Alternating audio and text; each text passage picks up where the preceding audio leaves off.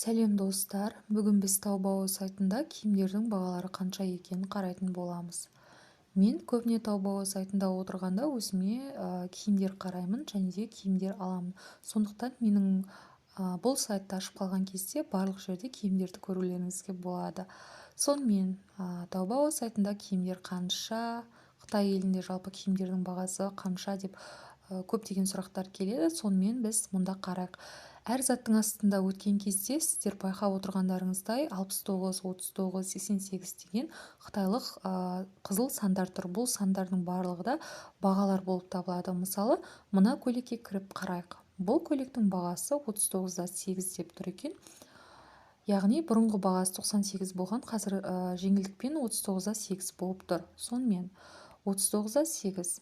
Қазіргі кезде бізде 1 теңге, 1 юан бұл 72 теңгеге шығады. Сондықтан біз 72-ні көбейтеміз.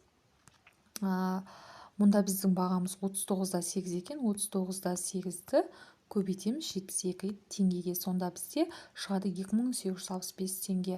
Демек, бұл көйлектің бағасы 2865 теңге. Әрі қарай жалғастыратын болсақ, мысалға, қазір қараймыз. Мына киімнің бағасын білгім келеді. Мұнда ашып қарасақ 39-да 9 деп тұр.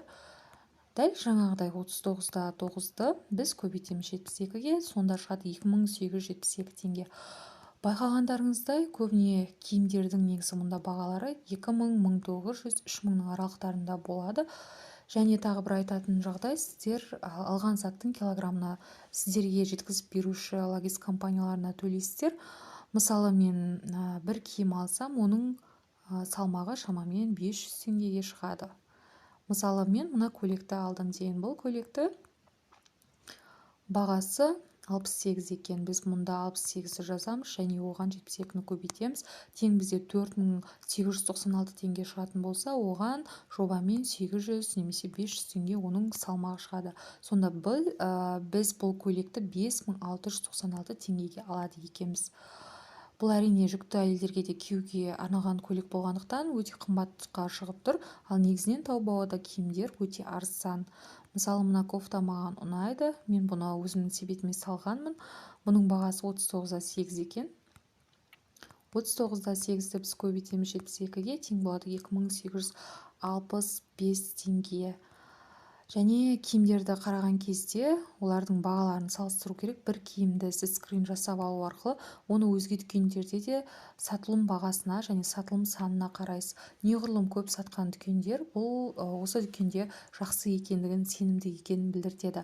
Сонымен мұнда мен айтар едім сіздерге, әйелдер киімдерінде сырт киімдер 5000, 4500 теңге көлемінде болса, әйелдер сөмкелерінің жақсы сападағысы 3500 теңгеден басталады. Және де әйелдер көйлектері бұлар шамамен 4500-5000 теңге көлемінде болады.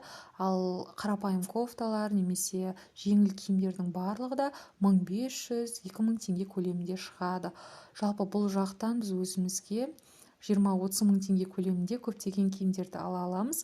Ал біздің елімізде бағаларды білесіз. Бізде бір киімнің өзі, жай ғана бір кофта немесе бір сырт киімнің өзі 10 мың, 8 мың, 8,5 мың теңге көлемінде шығады. Осылайша біз Taobao сайтында отырып киімдерді алу арқылы, өзімізге қажетті заттарды алу арқылы ақшамызды бірнеше есе үнемдеуімізге болады. Сонымен қатар 1688 сайтында да киімдер тіпті Taobao сайтынан да өте арзан болып келеді. Ол жақта алайда сапалы киімдерді табу, егер де соны білсеңіз жақсы.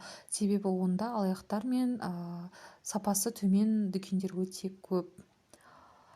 Олай болса, ақпаратым сіздерге пайдалы болды деген сенімдемін. Мен алдағы уақытта Қытай елінен алдыртқан киімдеріме распаковка жасайтын боламын. Сондықтан әрдайым менімен бірге болыңыздар.